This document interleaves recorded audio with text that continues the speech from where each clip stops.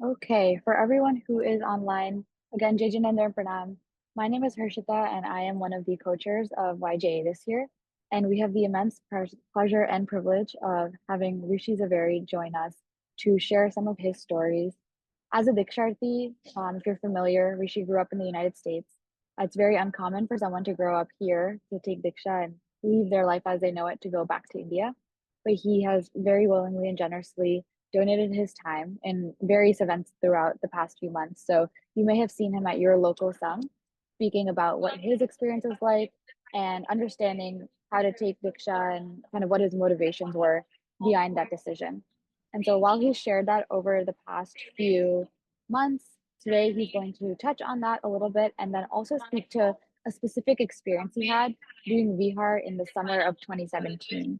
This was a special experience that he got to embark on, accompanying his guru across several kilometers in the Rajasthan area.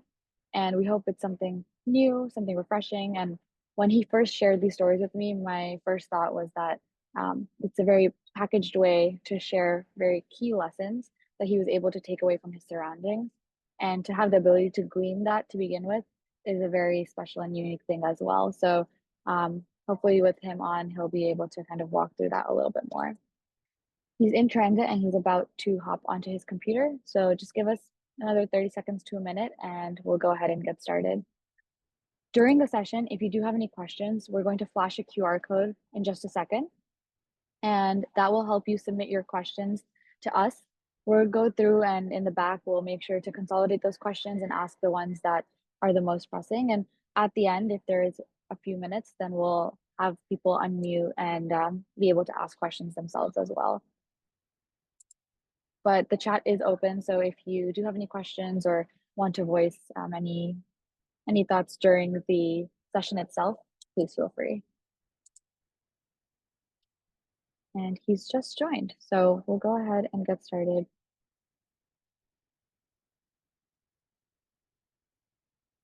As soon as he is set up.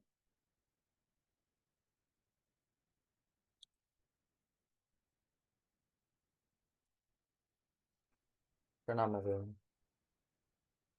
Jai Jinendra. Hi, Rishi. Hello. We were waiting for our guest of honor, but now that you're here, I think we can go ahead and get started. I just give a very brief introduction that does not do you justice, but as of course we always do, let's start with Mangut.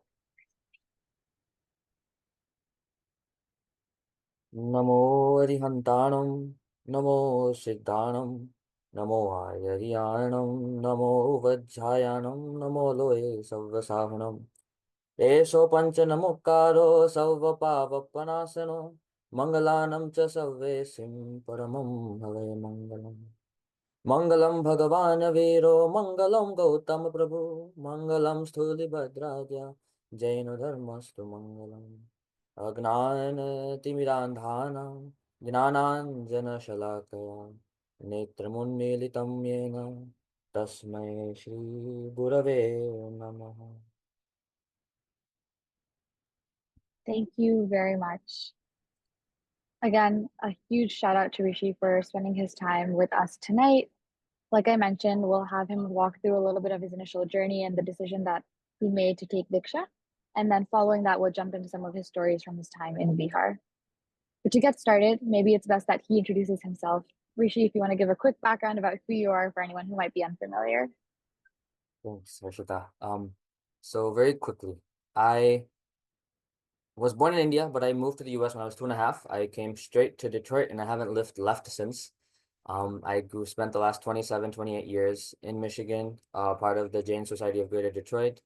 I did all my schooling here. I went to the University of Michigan, where I did my bachelor's and then master's in computer science. I then started working for Salesforce. So I first moved to Indianapolis and worked there for 2 years. And then after COVID, I came back and I worked from home. But I spent about almost 6 years working for Salesforce. Um, and within, during that time is when my spiritual journey also started during college. And it is in some ways culminated, at least from the worldly life point of view. It's culminating now for my Diksha, which is on June 8th, in about a month and a half. in Shahpur Manas Mandir, which is a Tirth near Mumbai in India. Yeah. I'm probably counting down the days now, only a couple of weeks left, but it's been great kind of seeing you across that journey, even if it was a small part of that. And during that time, the way that we were actually introduced was through YJ. So Rishi and I worked together on a few projects. He, of course, has worked with YJ, worked with the Jain Alert Group, as well as several other organizations. And I think it's shown us the power of leadership in Jainism and what the youth are able to contribute as well. So we're excited to hear that perspective from him today. There is a QR code on the screen. This is a link to our full interview with Rishi from a few months ago that we did in New York. So feel free to grab that link and we can send it over again following the session if you are interested in watching. But for right now, we'll walk through very quickly a brief background on where Rishi comes from and what his early days looked like. You'll see this QR code for questions continuously throughout the session. So every slide has this QR code. Again, if you do have any questions, please use this link in order to submit them, and then we'll filter through them in the back before surfacing them with the group. To start, maybe we begin with your upbringing. And I know there's quite a lot to cover here, but to keep it sweet, and how can you reflect and how do you look back on what those first few days looked like? What were your interests and what was your relationship with Jainism? Yeah, so like I said, we moved to Michigan. And so the same year that I came to the US in Michigan is when they laid the actual foundation for our Jai Shri temple. So I was there. There's a photo of me like holding, one of those bricks of the temple, which then added, was part of the foundation. And so in reality, I've grown up with the temple. We're not, we're about the same age. We're siblings, the temple and I. But and so because of that, my parents always, were at least, if nothing else, right, we don't want to move too far from the temple. So I've never actually lived farther than like 10 minutes from the dayasa. And so I spent, my weekends doing puja or then going to like pathshala, study class, whatever, other activities were there. So that was like from the religious side, but there was nothing maybe extra, nothing, unique from that point of view. And then even in my like just my normal, day to day, I did karate, I got my black belt in mixed martial arts. I played the flute in school, and so I was on the marching band for 4 years in high school. I also like, classical music, and so I used to play the harmonium and the sitar as well. Um, and yeah, I even in high school, college, huge football fan. I always make the joke, and I think I made the joke with Harshita before as well, right? Is that if I forget everything else, I feel like even, I'll never forget to say go blue if I see somebody, even after Diksha wearing Michigan gear. But I mean, very, very normal upbringing, I would say, from that point of view. Nothing that I could see is like, oh, because of this is why I'm taking Diksha. Some of those changes I think came much later in my life. Yeah. And I know we've talked about that introduction kind of following this initial period. During this time, were there any key mentors or teachers that you look back on and think, oh, this person laid a part of my foundation that I realized only after it happened? So in our Sangh, there were two people. One person who was Mahindra uncle, but the entire Sangha calls him Guruji, because he was the one who started our Pathshala there in like the 70s or 80s for like, the founders and their children. But it was his dedication, his like just his virtues, the ability of him to connect with every age. He was much older. He was very old. He passed away just a few years ago. And his parents actually, their statues are right outside the Franklin Temple as well. So any of you have been to the Franklin Temple, the two statues outside are actually of his parents because his younger brother is very active in the Franklin Temple. But he came first, and just the way that he treated everyone, the way his own ability, to learn and to be a teacher both, and to lead was just something that even today we compare ourselves with Guruji, like how, he is kind of ours, the standard, the gold standard. Uh, so everything we do is, okay, what would Guruji have done? What would he have said? How would he have acted? So, and deep down, one thing, I'm like, I wish that he could have been alive to see me take Diksha, because I know that probably of everyone in the world, he might have been the proudest. And then the second person was Bhavna auntie, who was Now they've moved, her and her, and uncle have both moved to India, but they were basically like the second mom of all the youth growing up. So ask anybody from my generation and a little bit older. We've all known Bhavna Aunty as just our, our second mother, the person we can go and talk to. And later in life, when I get to college, she does play that role of actually kind of connecting me with my guru. Um, and she's, been kind of played that role now since then as well. That's incredible. And huge shout out to those mentors who do go behind the scenes and are often unnoticed at our sanghs and in our communities too. I think one thing you have mentioned before here is that Pachala, going to the mandir, wasn't necessarily your passion. It wasn't something you were actively chasing. But I think that takes us to our next portion, which is how was that interest cultivated, and where was the growth seen for yourself on an individual basis? Yeah, so what I would, if you would ask me what this Pachala kind of what influenced my decision with Diksha, definitely not. But what Pachala did provide, I feel, for me was that it gave me kind of the basic kind of foundation of Jainism, the vocabulary, just kind of at least a little bit of idea of, what Jainism means or what it's trying to say. And that helped me because that also gave me a lot of questions. I had a lot of questions. I saw a lot of maybe contradictions, you might say, as well, between what we're taught and then what, I saw people doing, like hypocrisy, whatever it is. But so maybe one quality that at least I've had, at least that's what my mom says, is that I was always curious, but curious with an open mind. So I never asked questions kind of out of a challenging, like kind of to prove somebody wrong or to just prove myself right, but always, ask questions and then I would reflect on, the answer, even if it doesn't sit in my, in my logic or in my experience, if it doesn't make sense, I still I'll sit on that and then I'll let my new experiences and new other information come in and then help me like form that. And so that's when I went to India after my freshman year of college. And so the Guru Bhagwan you see in this photo, I met him for the first time then. And another younger sadhu was there, and I, had this kind of conversation, more like an argument, with him about some of those questions. But those answers didn't satisfy me at that time, but I kept that open mind, and I spent more time, with this sadhu, with Guruji, and I kind of developed that connection with him. And I figured out that even though him and I have nothing in common, so my Guruji was not born into a Jain family. He, came from a very, very poor family. He started doing manual labor when he was 9 years old. I mean, how many of us can even imagine, just for us, like what our parents make us wash the dishes, and we find that to be manual labor. Now imagine, being 9 years old and spending 15, 16 hours outside, actually doing real manual labor. And he started doing that when he was 9 years old. So basically he quit school after like the sixth grade. No introduction to the West, no, cannot speak English, can barely understand English. Um, and so we had nothing in common, and yet later in life and throughout, my whole journey, he's been the one to be able to guide me. Me sitting in the US and him sitting all the way thousands of miles away.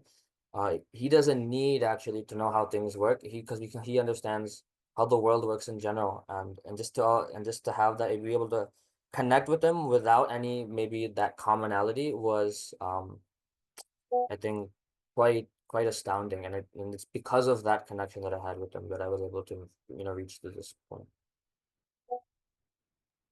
And finding your guru and understanding the value of your guru, I think that's a story in of itself. But in a few words, would you be able to describe kind of what brought you there? Because I do think he was the crux, when it comes to shifting your journey. Yeah, so I mean, I didn't meet him for with any intention of him being a guru. I didn't even know that what a guru is, what they do. But there came a time when I was back in the US in college where, I got really, and I've mentioned this many times, but I was like mentally very disturbed, unstable, you can call it, to the point maybe of like close to suicide. Uh, and that's when I said, so Bhavana auntie was the one when I spoke to her, she was like, why don't you talk to the sadhu, send a message to him, maybe he can help you. And it was that at that point when I got, I interacted with them, I got my answers and they helped me. Like I said, him sitting all the way over there, not knowing anything about how things work here, still he was able to help me through that. That's where I realize his value, that there's something more than just shared, like we try to find, commonality. Like we interact with people who have maybe shared background, or we feel like they're the ones who understand us the best.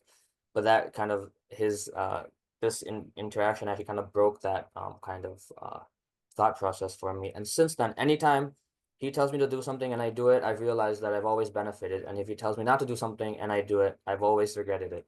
And so to unsee that he understands me so well, where not even my own parents have that level of understanding with me.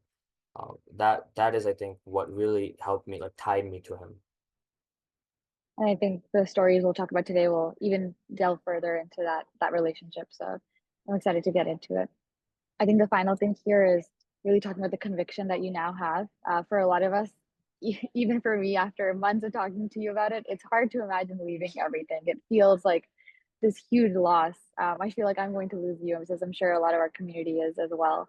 But you have this conviction and this excitement towards what's to come, this deep seated belief that this is the path for you. So how do you kind of share that with other people when they ask you this question? How are you able to verbalize where you're at right now and how you're feeling? So my conviction really comes from, you know, my own experiences, and then second, through my studies, the things that, I was taught, the things that I spent time learning.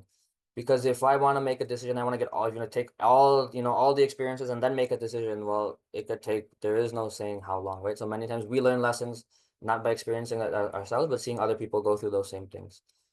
So really, seeing the life of my guru, spending time with them, seeing just that sheer just bliss, you can call it, which, comparing it to my life and seeing that, given, even with everything that I feel like I have, I still feel a little bit of emptiness or dissatisfaction, very easily can be disturbed, and seeing really that difference, and then realizing the reason behind that difference, right? What is it that, physically they have nothing and yet they have everything, or they at least feel like they have everything. So what is behind that? And once I realized what those things were, when I realized that, their purpose in their life is really to go after those virtues, and that is where true happiness lies. And once that concept, once that sat, once it got, I was like, definitely when I look at my own life, everywhere I've been happy, like truly happy, is where, I have actually, used my virtues, right? I've had that, samta, equanimity, we say, or maitri bhav, um, or any of those kinds of real qualities of virtues. That's where I've been the happiest. And so once I used my own experiences, saw the experiences of my gurus and other sadhu bhagwans, and then, like, a lot of other people have in our sangh have taken Diksha. I will, 4 people have already taken Diksha from the JSGD sangh, where my mom and I are the fifth and the sixth. And so seeing their life, and then, it's been since the last brother and sister who took Diksha. I know we had a very similar session last year, or a year and a half ago. Seeing them 1 year on, and seeing just their happiness and their excitement, and all of these things have played a big role. And then one more thing I always talk, I used to teach Pathshala to for all the high schoolers in my sangh, and I always tell them that, there's a difference between true happiness and temporary happiness, and we should always spend that time to for go after true happiness. And I realize that as a teacher, I have two, I can just say things, and I can also show them. And even for me, this meeting Diksha is also my way of showing my students, and all the other bachelor kids from my son, that don't. It's not just talking about true happiness. Not just something you talk about. It's something you do actually go after. And this is one path, through which you can actually go and find true happiness. Um, so in general, a lot of different reasons that brought that conviction together. These are just the high level ones. That's a very good insight into kind of where you're at right now. I know we talked a little bit about the upcoming Diksha. There's quite a lot to be said about that as well, and let's definitely loop back to it in our last 5 minutes. But for now, I think it's time to jump into what people are here to hear, which is your Vihar experience. So maybe let's start with a quick overview of what Vihar looks like for anyone who might be unfamiliar, and what this summer meant to you, why you were there to begin with, and kind of your reflections on the overall experience. Mhm. So Vihar uh, means basically to walk or to travel. It's so for all sadhus and sadhis, except for the 4 months of the monsoon season where they stay in one place. The other eight months, they're traveling. Not necessarily constantly. They cannot stay in one place more than a month. So maximum they have to, or minimum they have to at least shift 8 times, right? 8 months, 8 times, 8 places. Uh, and so, what we call Vihar is just that, those 8 months of travel, which they do. And this, on a high level, this includes many times you wake up very early, 3 o'clock, 4 o'clock, do pratikaman, and then you leave many times before the sun is even up, just because it can, especially nowadays, and you have to walk on, asphalt roads and things like that, it gets very, very hot um, later on in the afternoon, which can get very, very it can be fatal at times as well. Most sadhus walk barefoot if possible, except for when it's very, very dangerous. Um, we walk barefoot. Everything that they own, they carry. As you can see here, just there's packs. They have, um, if you ever want to know how to like pack light and how to actually like be very, creative with how you pack, stay with the sadhu. And during these times, there might be, days in between where they're from one sung, there's a sung here, and then 100 kilometers there's another sung, and there's nothing in between. So for those 4 or 5 days which they're traveling, they have to stay in places, there's no upashas or there's no sthanaks. There's no other Jain people around, and they still, find their way through. And we'll talk about some of those experiences that I had as well. And so I went, so the stories I'll be talking about today are from my 2017 to 2018 kind of time where I spent in India. I went in about July of 2017 and I came back in May. Um, and the reason I went, I had just started working. I worked for a year, and there was a few things that, like I said, small things disturbed me so much, and I had seen the life of my guru in the years previous, and really was just interested in knowing what is it that they have, what secret do they hold that gives them that ability to be so happy uh, all the time, to like actually find that inner happiness, that inner peace. So it wasn't out of, and I also mention it here because I didn't go to take Diksha. I had no interest in taking Diksha. My only interest was to learn. Um, and so that's what I did. Like I said, there was 4 Dikshas before me. So the second Diksha that happened in our song, Heta Ben, she had come back to the US for the final time. She came to her house in Michigan. And I spent a couple hours with her talking to her about these thoughts. And she is the one who kind of convinced me to actually quit my job and then go and get those answers unless, then it would get too late. And so that's how I started. And I went straight to, we can change the slide. The first place that I went to, again, so when I went, it was near the start of the Chomasu, the monsoon season. So they stay in one place for 4 months. So I stayed in Shivganj. Um, before I started, so most of these 9 months I spent the majority of the time in Rajasthan. And so I always like to also joke that I pretend that I'm Marwari because I learned how to speak the language, understand the language, eat Marwari food during all these times. And I spent, Shivganj, I spent almost 4 months here. And so this is also this is basically my second home. I probably spent more time in Shivganj than I spent even in my like own like native places in India and Gujarat. Like 4 months is a long time. And so the day I get to Shivganj is, the monsoon season, so heavy rains. You see there's a river right, bordering. So the Shivganj on one side and then Sumerpur is on the other side. So this river started flooding. And if you've ever been to India, when the monsoon comes, really bad water management. And so, the roads were flooded. I remember the same day my uncle had come to drop me off on the way back to Ahmedabad, they actually got stuck because the water in their car was coming up to like their knees. And so they had to like drive to a slightly like high ground, and then they spent the night in the car because there was no way they could drive all the way back. So it was that much rain. So the day I get there, a couple of youth are sitting with my Guruji and they're like, "Oh, Rishi, like, do you want to go see the overflowing river?" I'm looking at my Guruji like like why? Like is this like something? And he's like okay, yeah, you can go. And I'm really confused because normally he doesn't like let me just like roam around. Just like I can be it's also dangerous. But for some reason he agreed to this. And so that boy, he takes me on his bike and he takes me to the river, and I literally see like a couple of the bridges have broken. A lot of people build illegally on on the like kind of the on the edges of the river, on the banks of the river, and so many of those houses had actually broken and like flown away. It was really bad. I could see like, trees, like logs just like floating down the river. They'd had to open the dam upstream actually, and so even more water was being pushed down. And I also see a few trees that are like in the middle of the river standing, like they haven't broken. And so I come back to the Upashray and my Guruji asked me, like, Rishi, what did you see? So I explained that this is what I know told him, this is what I saw, broken trees, broken houses, bridges, and I also saw a few standing trees in the middle of the river.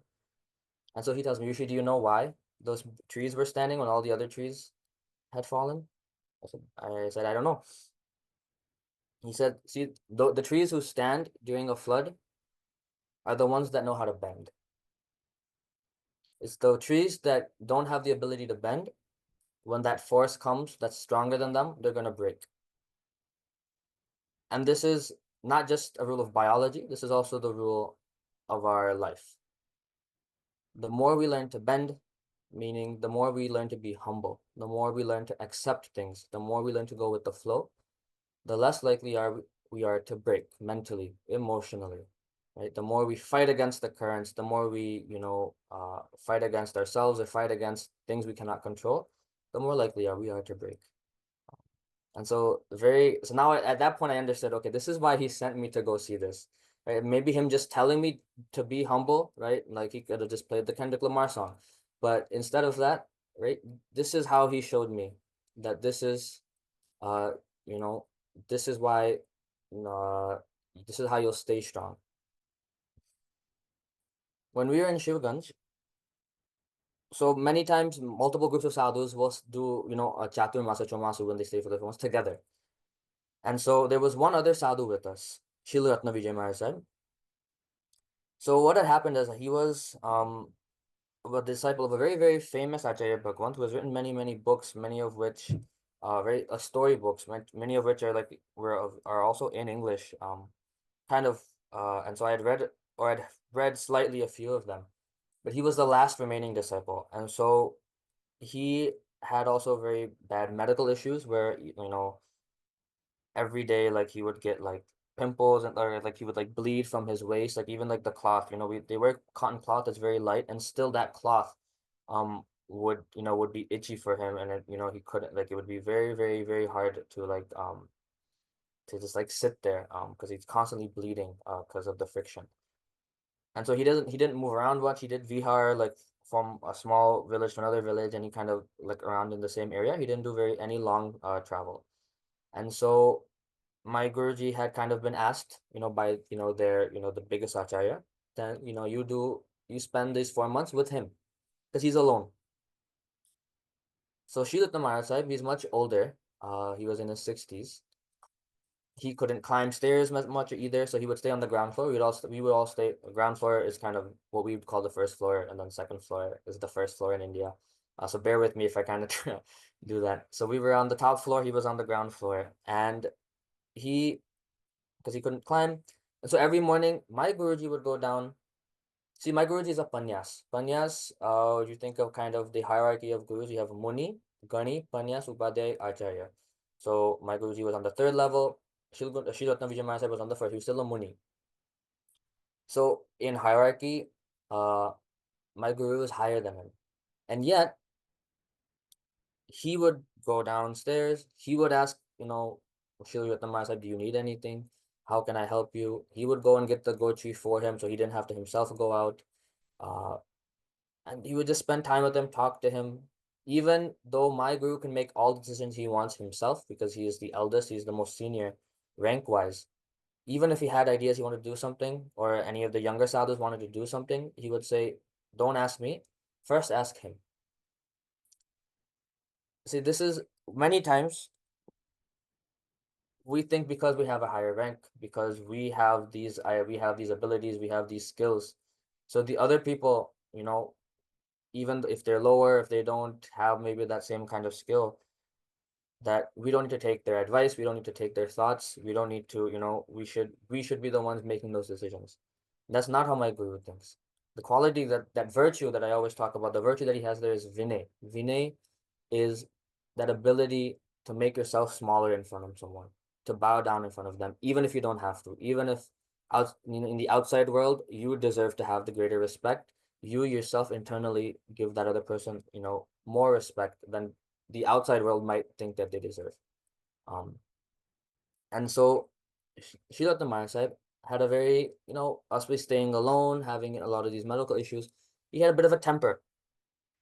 And so many of the kids would come during the chomasu and they'd play in the upashe, and because my guruji loves kids, and then I also I like to spend time, and so we would like do musti and all that stuff.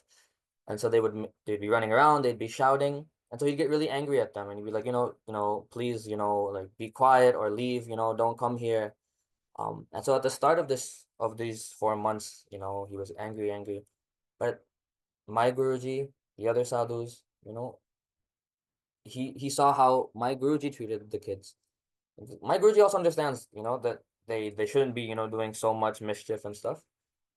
But the way he would explain it to them, the way he would bring them, the way he would give them love. Shri Maharaj Sahib sees this. And I noticed very, very, obviously that over the time of those 3 months, 4 months, those same values in him, started to develop. Instead of shouting at the kids, he would call them to him and he would talk to them. If it was a younger, like a little boy or something, he would pamper him, like hold him. And those same kids who would be afraid of him, who, wouldn't, would try to avoid him as much as possible, came to him, started talking to him. They came to love him. And so then at the end of this Shomasu, we've left, and Shilata Maharaj kind of goes his own way, we go our own way. Uh, and I at that point I talked to my guru and I said, did you notice this change? Um, he was like, my guru's like, yes. And I asked him, what did you tell him? How did you explain to him that this is how he should have done? And Guruji was like, I didn't tell him anything. So I said, why? Then how did this change happen? And Guruji was like, when we express those virtues ourselves, like constantly, when people see those, uh, others, that kind of permeates. Other people pick that up, uh, and it's the same thing with with our faults as well. Uh, when we, if many times if you live with a roommate, we pick up, right, either the good habits and or those bad habits of our roommates, right? That's just the thing many of us might have noticed in college as well. Um, and so same thing here with virtues. When you're constantly seeing, seeing this, uh, there's no need to then tell somebody to improve. They automatically improve. And apparently I wrote this when I was so all these stories that I'm telling, I've written, I came back after this, 9 months, and I wrote them in these in like a set of like 40 or 50 stories, which I just never published. But Harshita luckily had a chance to take a look at them. So apparently I wrote this line that active silence is much more impactful than passive shouting, which I am myself quite impressed that I wrote this, because I don't think I would have said this like this now. But that is what it is. Many times we feel like we need to tell people what to do. We need to like improve, very, actively improve somebody. We just need to make sure that we ourselves are, are showing those values, those virtues ourselves.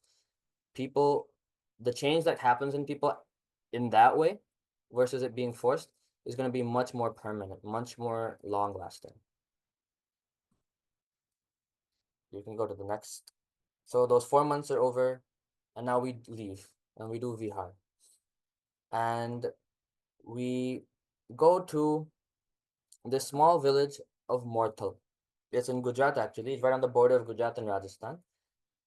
What had happened was we were in another village right before that during, if anybody knows the days of Attam, right? Post Dashmi of Parshana Bhagwan.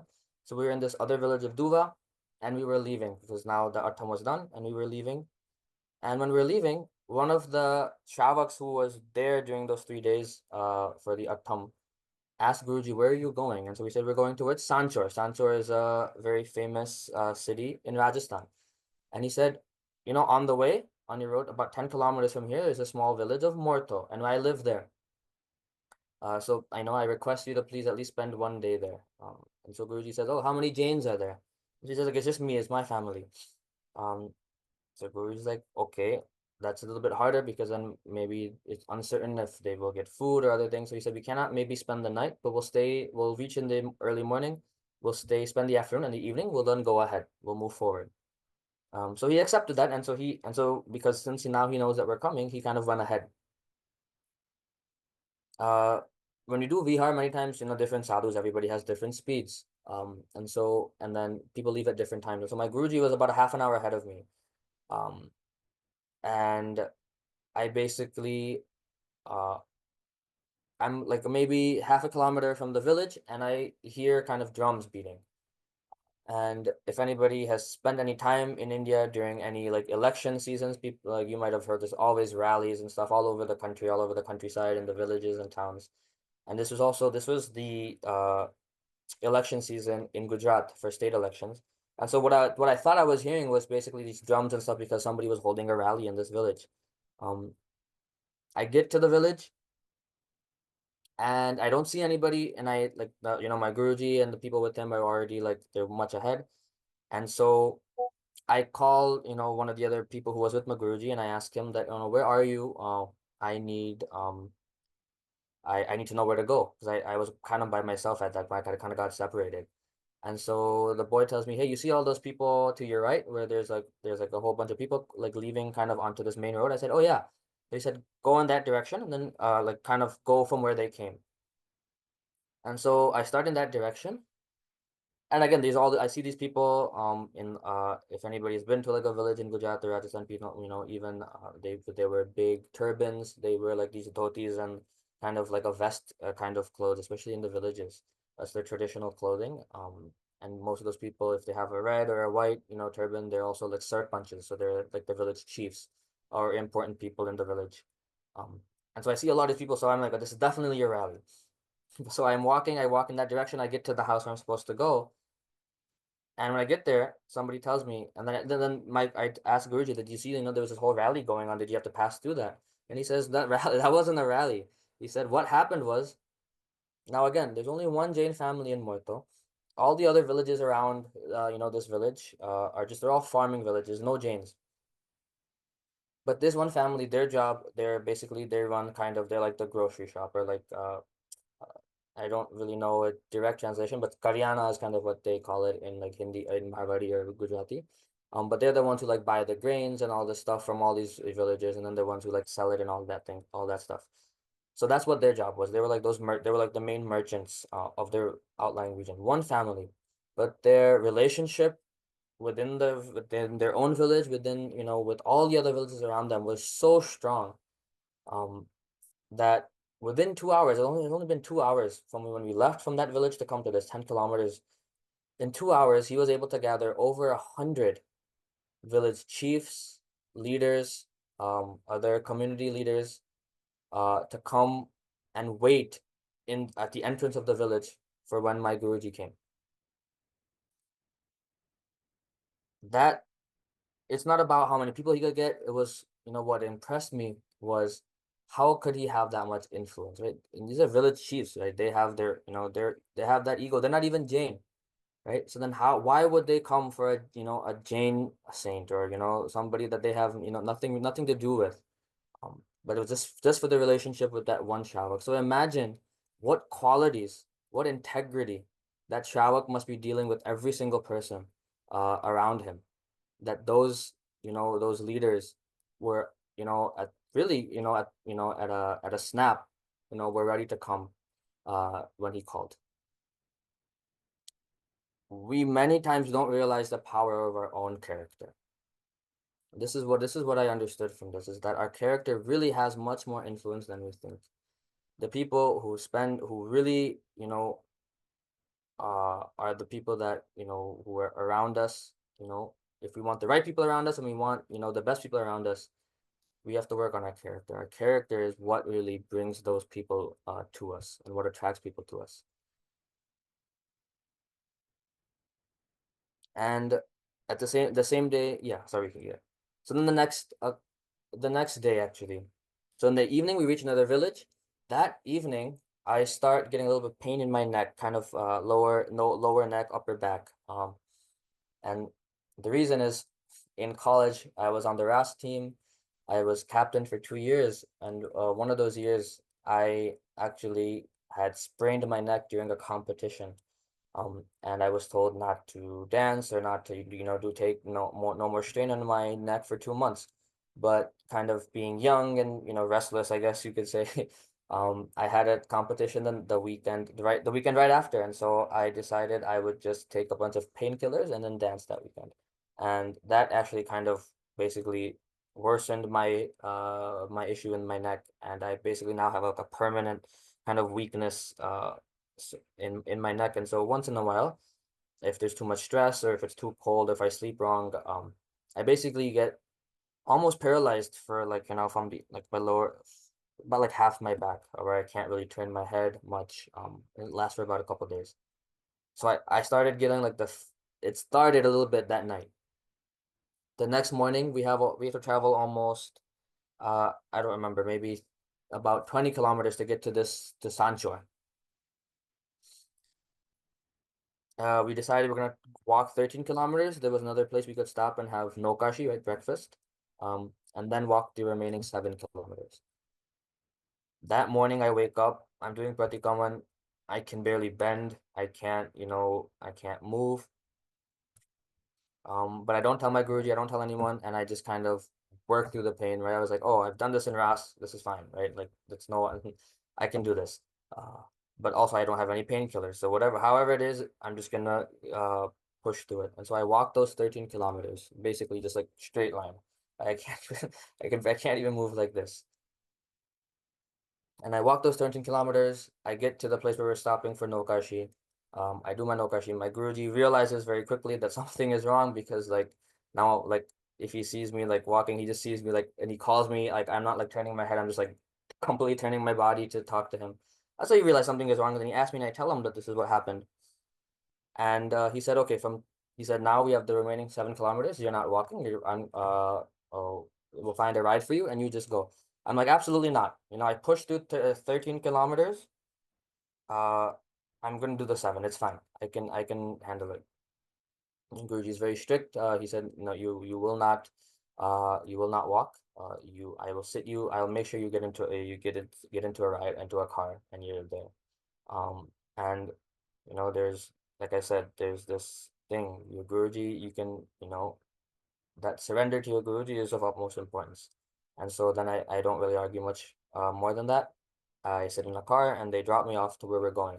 Sanchor, if anybody knows, is a very, very old city, and it's also known for having one of the few Jeevit Patimas of Mahavir Swami. So Jeevit Patima is basically any murti that was made while Bhagwan Mahavir was alive. So the name of the original town was called Satyapuri. Satyapuri got changed to Satyori, which gets changed to Satyori, and then it just got kind of changed to Sanchor. Um, and so we spent a couple of days there, right next to the temple where this Murti of Bhagwan, which was made while he was alive, is there. That night, again, we reached Sanchor. I really can't do anything. I can't move. Uh, I sit basically with my back to the wall, like as straight as possible. Um, I um, I can't do pratikaman that night. It gets so bad that they have to call a doctor who kind of gives me like an injection that kind of helps numb the pain and like um kind of helps loosen my muscles. And the next day, the parents of another Sadhu Bhagwant have come just to meet him or do his darshan or vandan. And Guruji was basically, and they also live in Ahmedabad. And so Guruji makes me get on a bus with them and go to Ahmedabad. And I'm so upset. I'm like, like I'm here to learn from you, to kind of get the experience of what it is to live a sadhu life.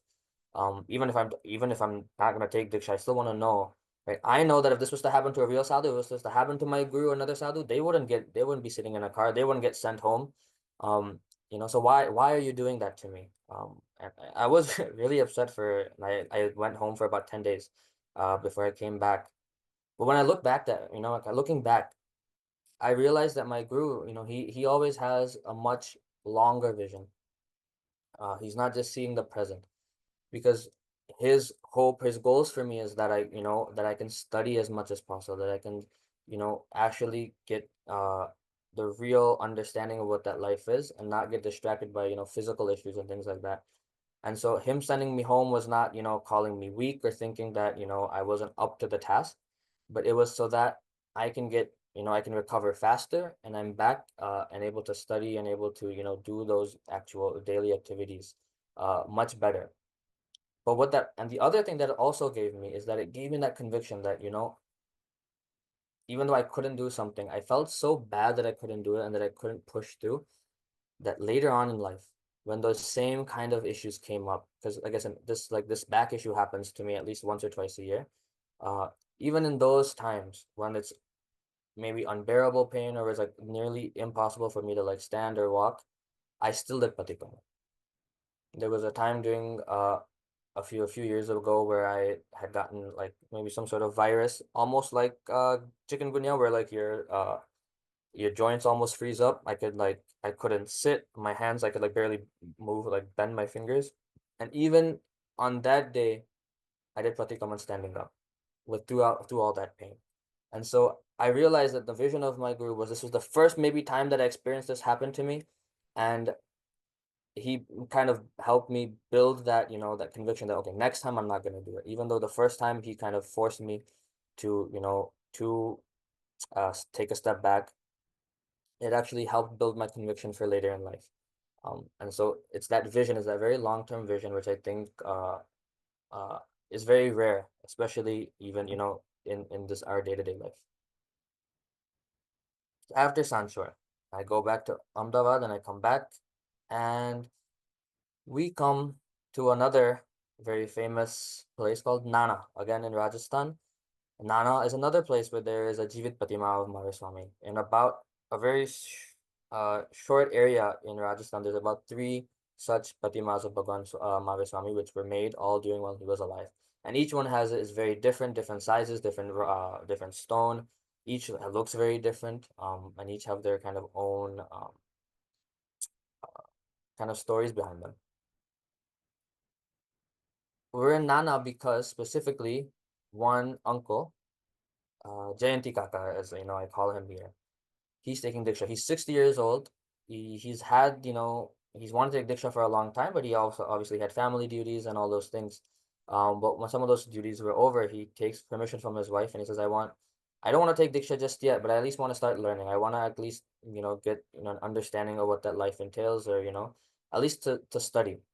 And so his wife gives him permissions for about 2 to 3 years. He spends on and off studying, with Guru Bhagwans and with sadhus and things like that. And then when he feels he's ready, he then goes back again to his wife, and he asks for her permission, and she gives him permission to take Diksha.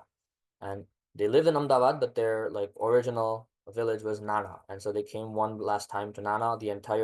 Most of that village, all the Jains kind of live outside, and so they all came to that village in those days, just for the Diksha. And so now, like I said, right, I came here not to take Diksha. I didn't have any intention of taking Diksha. I came to learn. But it's a very interesting kind of culture that we have in India that, especially with Jains, if somebody lives with a sadhu, studies with a sadhu, then they're automatically labeled a Diksharti or a Mumukshu. That's basically, yeah, it's already set in stone that this person is taking Diksha. And so I was kind of treated in that way even here. And so one of the things that a Diksharti always does is they give a speech at the end, kind of called the Vidai speech. And so Jayanti Kaka, he does his Vidai speech, and then everybody kind of forces me to come and give my own speech. And I'm like, I'm not even taking Diksha. Like, I don't know when this is gonna happen, if it's gonna happen. Like, what am I gonna say? But they forced me just to stand in front of like 600 people and give a speech as if I was taking Diksha. So that was a very interesting experience. And then the next day they do what something called as Varshidan. Varshidan is, they go through the village and they give their wealth away in the form of items and things like that to everyone, not just Jains. Um, and so for half of that also, my Guruji actually makes me sit in that same chariot that Jayanti Kaka is sitting. And then so he makes me also give Varshidan as if I was going to take Diksha. Um, Perhaps my Guruji knew I was going to take Diksha 7, 8 years later, and so he was just preparing me. I have no clue. But I got that experience of what this life would be like 7 years ago. Um, But the main thing that happened in this village, I was in that temple of that Jivit Pratima of Bhagwan Maharaj. It's almost a 6 foot tall idol, very big. I finish puja, I come out, and as I'm coming out, a young lady comes to me. She says, "Hey, this is my daughter. She's like very newborn, maybe 6 months. Uh, I want her to do her first puja here. But I don't have puja clothes, but I've made sure that she wears puja clothes. Can you just take her and do puja?"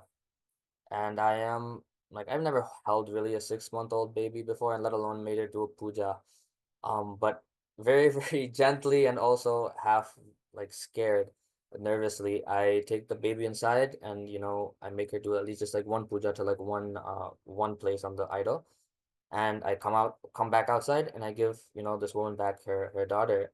And as I'm doing that, another lady comes and she's coming with this old daddy.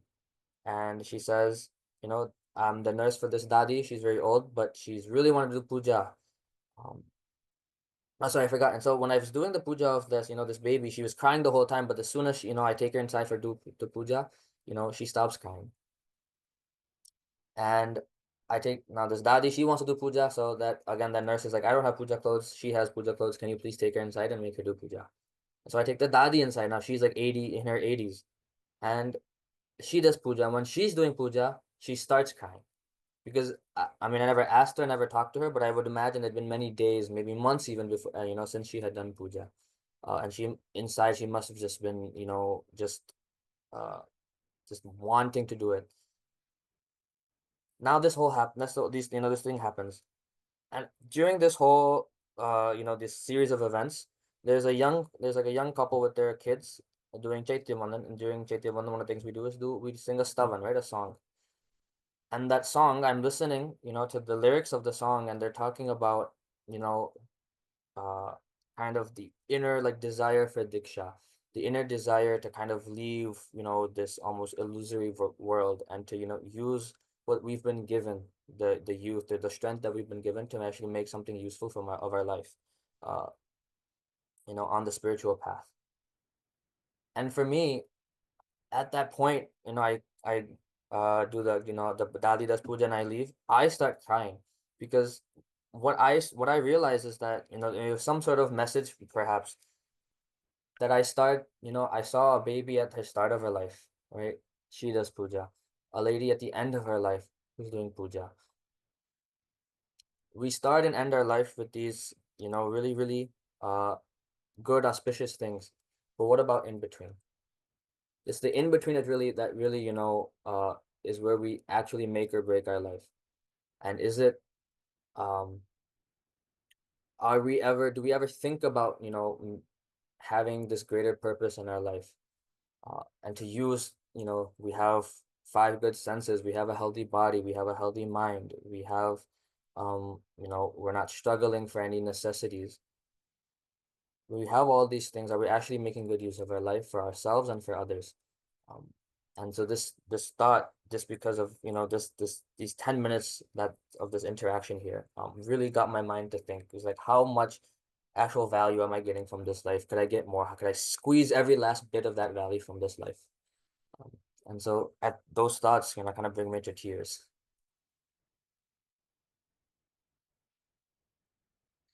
Okay. Um, how many more do we have? This is why I know I can I think this is our second to last one. second to last. Okay. So now I don't remember exactly how to Bharaka, I think is the name, how you pronounce this. We are now fast forward a couple months and we're doing traveling from Jaisalmer to Bardmer, which is like Western Rajasthan. There's like the straight line down. And we get to this village. The day before, I'm in another village where I get food poisoning and that's a whole nother story. Um, but I'm very, very weak. And so again, my Guruji does, forces me to take not to walk until like one of the families in the other village drops me off here. Here again, we end up spending the night in basically like a storage facility almost, or like, like a storage room of a Jain family. It's large, like it's not like they're like cramming us into like a little room. It was a large storage place that they had, and their home was nearby. And this dadi, right? She comes on the first day and she sees me. Oh, you're some with the Guru Bhagwan. And so my Guruji tells her that I got sick, that my stomach is not feeling well, and so she invites me to her home and she feeds me at home. And but I'm still really sick, and I'm not able to like my food. I'm not able to digest food very well. And so this daddy says, "Oh, don't worry, I have something." 10 minutes later, I see her like leading like this goat, into the front of the house, and she just like starts milking the goat, um, and just gives me within 15 minutes fresh goat milk, which I don't know if anybody has had goat milk before. I'm vegan now, but I wasn't at that point. But many people don't like it because goats eat a lot of like a whole bunch of shrubbery, so and their milk is really thin and it has a lot of like, it smells a little bit of like almost like medicinal somewhat. But I don't know. I didn't smell that or taste that when I drank it, but it was probably like really good. Also because I was really weak and so it helped. And in their house, it's a large, somewhat of a large house. There's one room that she keeps me in that has like a proper bed and a cupboard and all that. Like her son, used to live there and then he moved out, to go to a bigger city. The dada dadi are like kind of have their own other room. But the rest of the house is completely bare, like no furniture. Even when she's cooking, she sits on the ground. She has one of those like ground stoves. Um, and then so one day goes passes by. The next day, my Guruji tells me, he says, this family, this dada and dadi, they are the richest family in this entire town. They own another. They You have this house. They own a complete on another house on the other side of the village. Uh, they have renovated the entire temple in this village single-handedly. They have done like a sung, right? We call it cherry palette sung, where you look at the walking songs. They've sponsored an entire sung single-handedly. They could, they support all sadhus and sadhus that come by. Uh, anybody in the village, they're the ones who loan money or who give anybody. And I don't believe it because, like I said, they have zero furnishings in their house. They sleep on the ground, both the dada and the dadi. The the the bike that the dada owns, right, is like 10 years old. It's falling apart. It makes noise when you start to, when you try running it. They wear the simplest clothes, simplest sari for the dadi. The dada wears like one of those white dhotis, again like and a t-shirt on top, and that's it. No jewelry, nothing. And yet apparently they're worth millions and millions of rupees.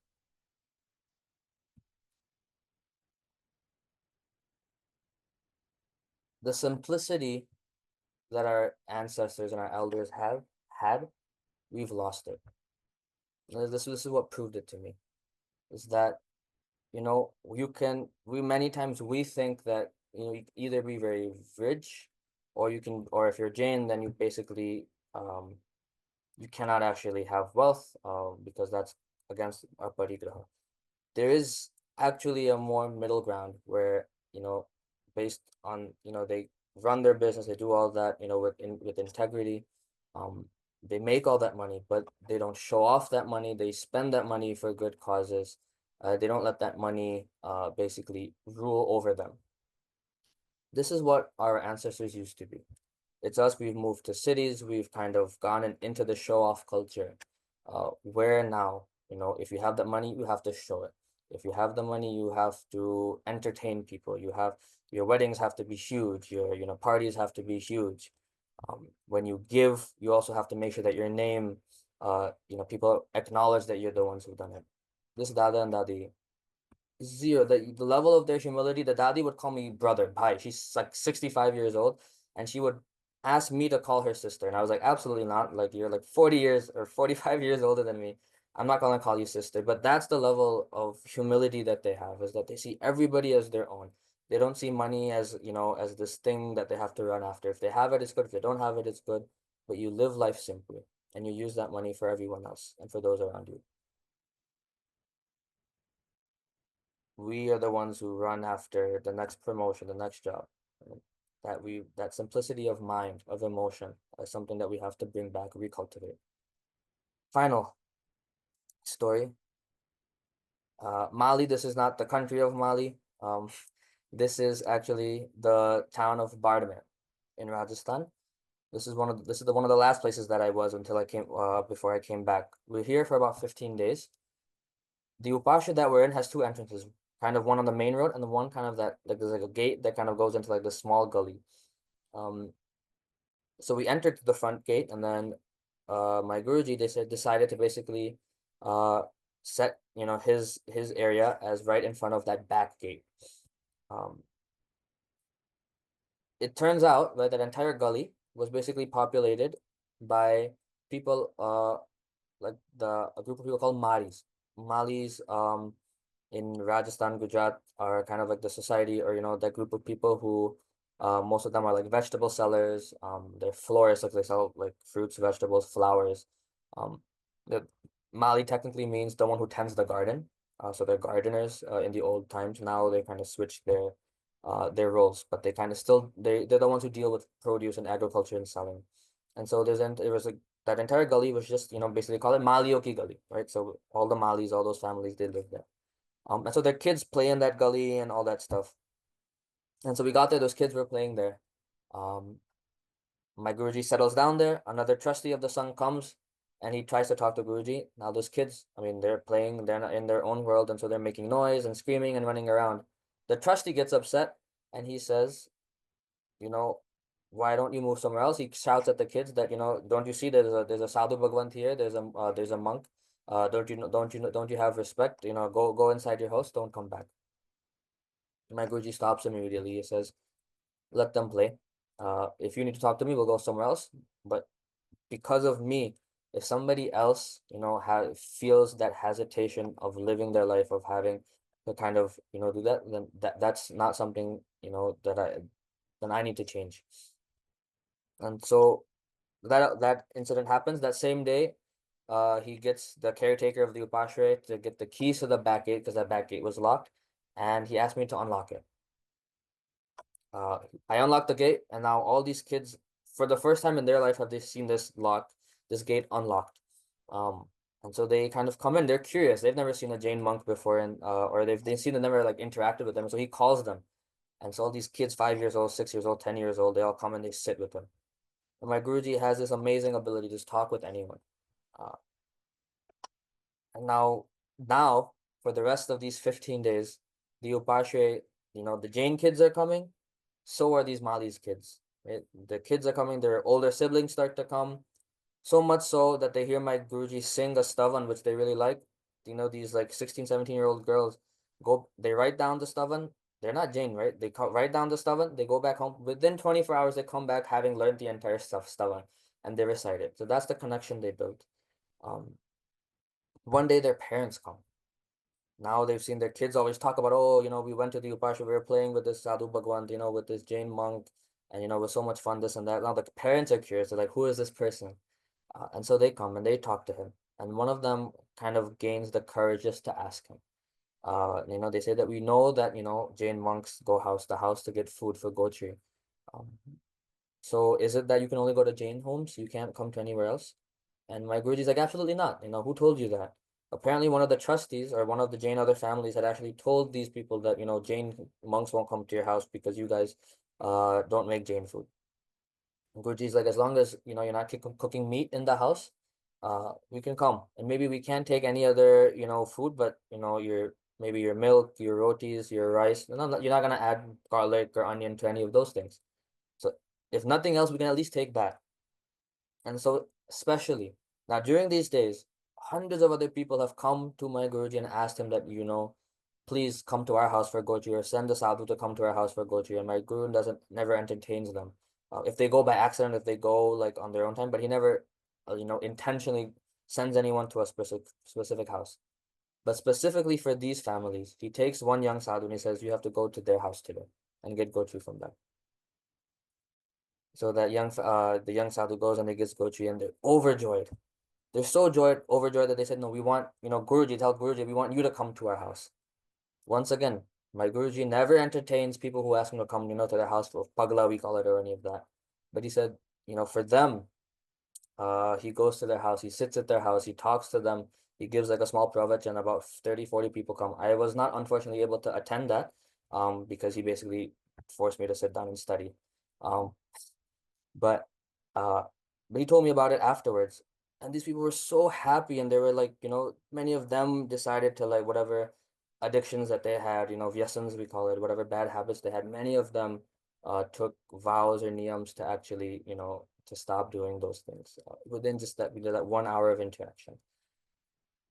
This had two benefits now. These families live right next to the upashray. If a sadhu is ever in trouble, right, the Jains don't live near the upashray. They all live in kind of in the streets, kind of surrounding it, but not right, touching the upashray. So if there's anything happens, right, to a sadhu who are staying in that upashray, who's going to be that first line of defense? These families. If you don't treat them right, if you don't build that, relationship with them, you've lost, this is what the Sangh realized later on. But now you've lost that first line of defense. Um, so what my guru's actions, what he did is that he, for any other sadhu also that comes, now that relationship, these people will keep in mind, and maybe let's say they even move and to another village and they meet sadhu bhagwans. Now you have a community of people who will do anything for these sadhu bhagwans because they know, who they are, what their values are, what their virtues are. And so it's beneficial to those families because the more you interact with sadhu bhagwans, the better your life becomes.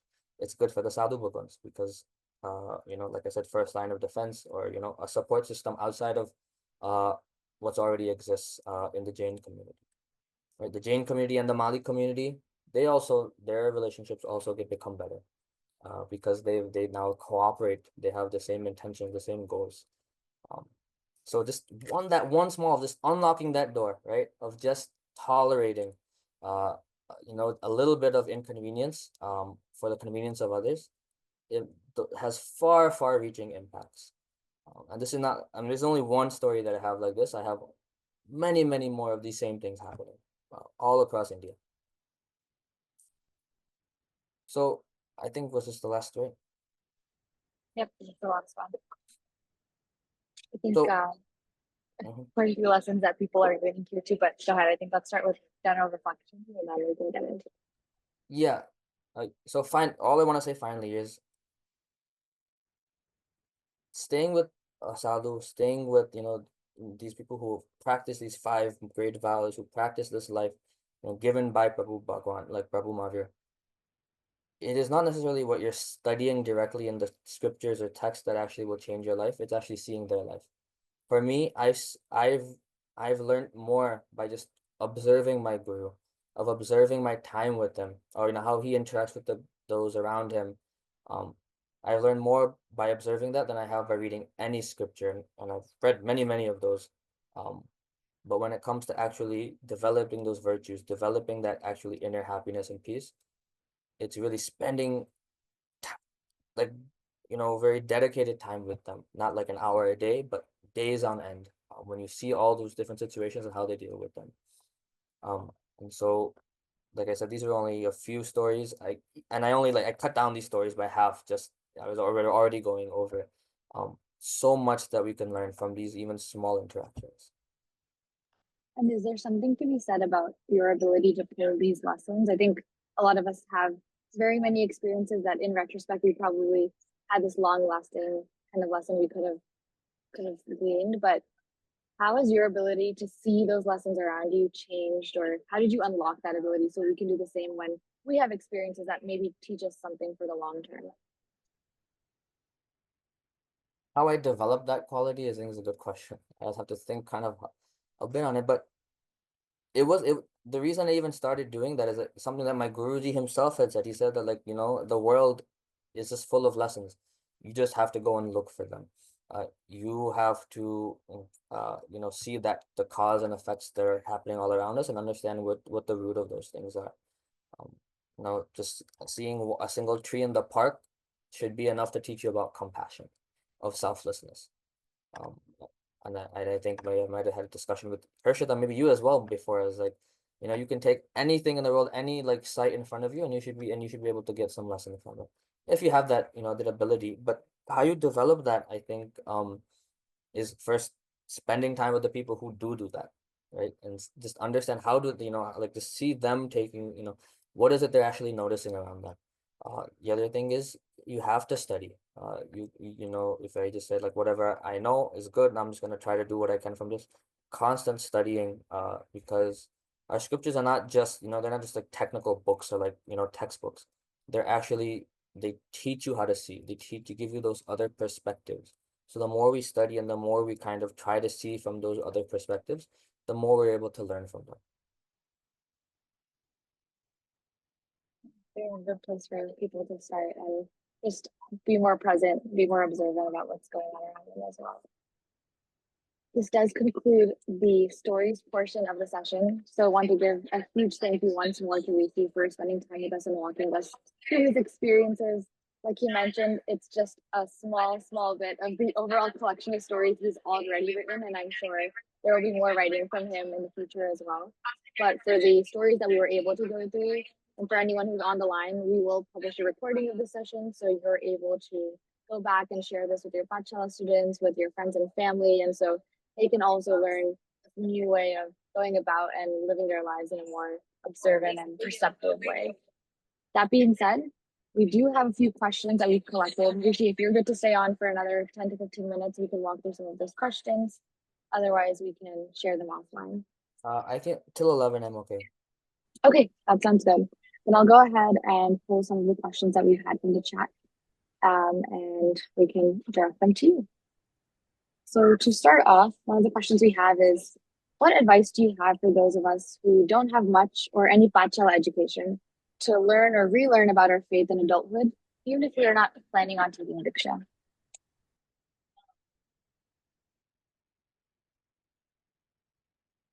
I think for, when it comes to reconnecting, I think the most important thing is to start reading. And I'm not talking about like reading scriptures or anything technical or very deep, but like even just stories. That's the way my mom started because she also started very late in life. She never went to Pachala when she grew up.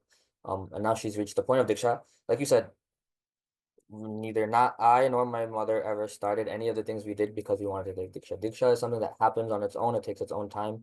It happens, it may not happen. But what my mom did is that she decided every day just read a single page. No matter how late it is, no matter how tired she is. Um, and if she needs to repeat that page the next day because she's totally forgot what was written on that page the day before, read it again until you understand it completely, and then you move on to the next page. Um, so if we want to progress, we want to connect, I really think Swadhyaya, right? This studying is very, very important. Um,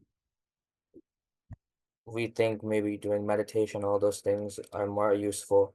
Um, I find that to get the base of how to do that properly, of how to understand even what we're doing, you need to study. So studying that's why that has to be the first step for anyone.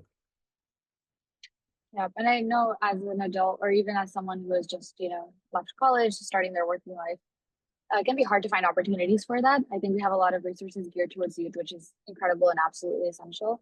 But I have seen slowly people have been sending over sessions that various groups are hosting, um, either going into a specific scripture, learning about something in a very specified way, or even generally kind of adult bachelor classes that people are offering. So we'll continue to share those resources as we have them. But if anybody out there has those resources as well and would like to send them to us, we'd be happy to socialize them. And now, especially for those who might like want English and things like that, many know there's now many more books that are coming in English. A lot of Mhm. online pachalas slowly are people starting to teach things in English as well. Um, and so it's very slowly your ability of for language and topics is growing. Definitely. We have another question. This is one I've asked you before too. Um, do you have any siblings? And what was their and your dad's reaction to you and your mom's decision? So again, for reference, Rishi and his mom will both be taking Diksha come June. Yeah, so I have a younger brother. He's about 6 years younger than me, and he works in Chicago. Uh, so his reaction, I mean, and my father's both, right? Obviously, um, sad, to kind of have to let us go. But both have, over time. And it takes time, right, to lose anyone. Because this, in a way, this is maybe we're not passing away, like they're not losing us physically, but they're still losing us in some form. And so that loss is obviously going to be very deep and very heavy. But at the same time, I think there's that happiness and excitement for us as well, because they know that we're on that path of where we really want to go, where we've been wanting, that have that intense desire for so long. Um, and as from my father as well, being that father figure, there's always that little bit of like worry, not about, a little bit about like my physical health and things like that, but more about, am I making my decision like for the right reasons? And so he kind of did, you call it his due diligence, to make sure, that I was making this decision out of a place of like clarity, and not just maybe like running away from the world, or for some other reason like that.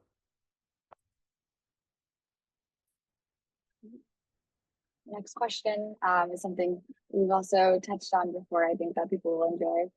Most of us are at the age, or a lot of, especially that YJ age group, are at the age where we're making some kind of crucial decision about our life.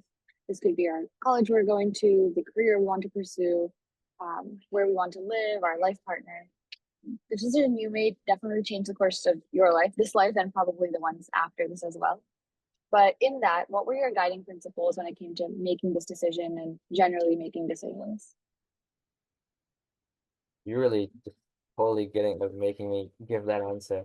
Um, so I mentioned this in many of my other speeches and things like that before, is that what my guru really gave me, and what really the definition of dharma is, right, is this choice, this framework for making choices or deciding, a decision-making framework.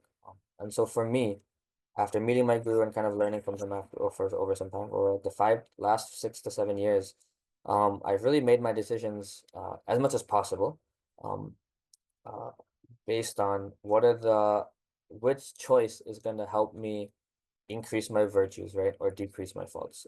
I'm not going to go deep into that kind of what that means. I think you can find that answer in like 10 different places now. Um, but that's really what, I decided is, even because there was a time I was also looking for a life partner. I was very close actually to getting engaged right before I made this decision. Um, but even then, my decision was based on, who's that life partner, who's that person that's going to actually help me increase my virtues. Because many of our relationships and stuff many times are based on selfishness. They're based on, sensory kind of things like that. Um, Very few are actually very deep on a soul to soul level, where both people's main purpose is to increase their goal, their soul's level. And so I was looking for that person who was similar to me, who had that similar goal, so that we could both support each other. When I was trying to do that, where to work, how to work, where to go, all of those things is about, which choice really helps me develop those virtues. Even for like when I was on YJ, or when I was running Jain Alert group, or, teaching Pathshala, if I realized, if by doing those things, if I was actually increasing my ego, because, oh, I am the leader of this, so everybody has to listen to me. My Guruji was very clear to me, that if this is increasing your ego, then you need to stop it. Doesn't matter how many people you think you're helping, you're actually, you're not helping yourself. And so you're actually in the long run going to make things worse. And so it was very clear that, if even what we might think of as a good decision, if it's actually personally, internally, increasing my faults, then it's better off not doing. So everything that I make my decision is based on these things. But what are virtues? How do you make those decisions? Again, that all comes back to study, study, study, study. Listen to the stories, get the influence, get inspired by the stories of others who have gone through the same things. Talk to those elders, talk to those people who have that knowledge, who live that sort of life, and learn from them. Just on our own, just to decide, what is it, we're not gonna have that. We need the experiences and the knowledge and the wisdom of others. When we speak, when we speak to them was wisdom of others, there's like layers there. And I think something that we do speak to is, and we mentioned, is this idea of your guru and that happiness being the driving factor in finding that truth. I think again, in the immediate sense, we want to be able to make decisions better in our day to day, but long term, some part of each of us is chasing what that true happiness is. So, with relation to that, what, and this is a very big question, so feel free to answer in the way that makes sense. What is true happiness? And does it come from the trust in your guru? What is that crux? Where does it lie? True happiness comes from nowhere but within. But we need external influences to help us bring that from within. Right? Well water comes from where? From within, from inside the earth. But yet we need to do external work on that. We need to dig the hole, we need to build the well, we need to do all these things. We need to build the machinery to bring the water out. Right? All that things have to happen, but water still comes from within. Happiness always comes from within. My trust in my guru is not the actual direct source of happiness, but it's what helps me bring that happiness out. But what is true happiness in the real sense is that happiness which is completely independent of external situations. The most of the things, and maybe if anybody wants after my Diksha, you guys can come and I'll give you a math class on the calculus of happiness. It's my most beloved topic. So if you like calculus and you like philosophy, yeah, you can come visit me. But true happiness is that happiness which is consistent, it's stable, it can grow, but it will never diminish. All the other things that we find, that we think we find happiness, right? They're dependent on certain situations. That situation changes, that situation no longer exists, and that happiness goes away, right? Or that happiness is based on some previous unhappiness. We like a cold glass of water, right? Why? Because we come from it's really hot outside, and so where that discomfort is what gives that comfort of a cold glass of water. If we were sick and our throat was very sore, now that same ice water is not going to give us that happiness. Instead, it's going to give us more pain, right? And so the happiness is actually not contained in that ice water. It depends on an external influence or external source. True happiness is completely independent, completely distinct from those things. It's not related to those things. I can be in the middle of a jungle by myself, being chased by a lion, and I still be happy. I could be, suffering from cancer and unbearable pain externally and still be at peace. That if you can get to that point, then that's true happiness. I think maybe that's a good one to end on. I know we're coming up time. One last thing to mention for everyone on the line. If we weren't able to get to your questions, we'll try to channel them through Rishi or others in other ways and pass the answers back to you. But in the meantime, he's obviously working towards a very big milestone in his life. And as you mentioned, it's going to be in India, in Shahpur, on June 8th. The way that Rishi is going about putting together this Diksha ceremony is very intentional. It's meant to also cultivate and cater to the youth, because we are part of the reason that the Jain Sangh will continue, and it's important that we are as a part of these traditions as much as our parents and our elders are. And so he's mentioned things like having programming in English, making sure that there's specific youth focused sessions, and really drawing out the experience so that people can gain the most that is possible. There's a huge push to bring youth to the Diksha ceremony, and really want to encourage all YJ aged youth and anyone beyond that to make it there if they can. Some of us will be headed to India in June. And so if you are looking for a group to travel with, please reach out to us. We'll send details via email afterwards for how you can get in touch if you are interested in what the accommodations look like, and how we can make sure your journey is safe and very meaningful for each individual attendee as well. But Rishi, do you have any last things to say about kind of having people at the event and your invitation to them? Yeah, like Harshita said, the entire Sangh is invited. Everyone is invited to the Diksha. If you've never even been to to India before, let's just say that we have even youth from the UK, who will be coming to India. They don't speak even Gujarati or Hindi. They're and they'll still be coming to the Diksha. And so you won't be alone. There will be always, like Harshita herself is going to be there. More of many of the other YJ folks will be there. So and then from the UK, from Australia, New Zealand, all over the world, basically we're hoping to have at least 40 to 50 youth, kind of that 15 to 30 age range. And so we're gonna have sessions. Many of the things will be in English or at least partially in English. You'll have the ability to actually interact with other sadhus and sadhus who can speak English. My mom's guru herself was from our song, so she grew up in Canada. So she also speaks good English. There's another sadhu Bhagwant in my group who also speaks very good English. And so we are trying to figure out some time dedicated that they can dedicate to you as well, so you can actually spend real, time. So you don't have to worry about that age gap, even that culture gap, especially with the Sadhu Bhagwant, who grew up, just like I did. Uh, and so again, even if there's a slight chance of you to come, right, just manifest it. Um, that and please try your best to come, because I don't want to say that this might be a once in a lifetime. Um, I hope it's not, but in case it is, it's not something you want to miss. That's definitely the best way to put it. And I know you say it's not once in a lifetime, that there will be more youth, but truly it is something so special to witness someone from our son to be able to make this momentous step. So thank you for inviting all of us, and hopefully we'll see some of you there.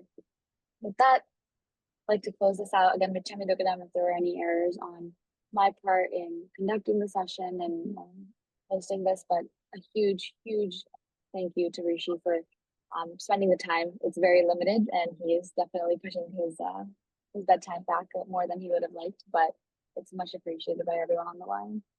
Maybe we end with one final nukar, and then we can say goodnight. Namo Orientanam, Namo Siddhanam, Namo Ayaryanam, Namo Vajjayanam, Namo Loye Sarvasamanam. Esha Pancha Namukaro Sarvapavapanasano, Mangalanam Cha Sarvasim, Paramam Bhave Mangalam. Sarva Mangala Mangalyam Sarva Kalyana Karanam, Pradhanam Sarva Dharmanam, Jainam Jayati Shasanam. Thank you, everybody. Good night. We really appreciate you being here.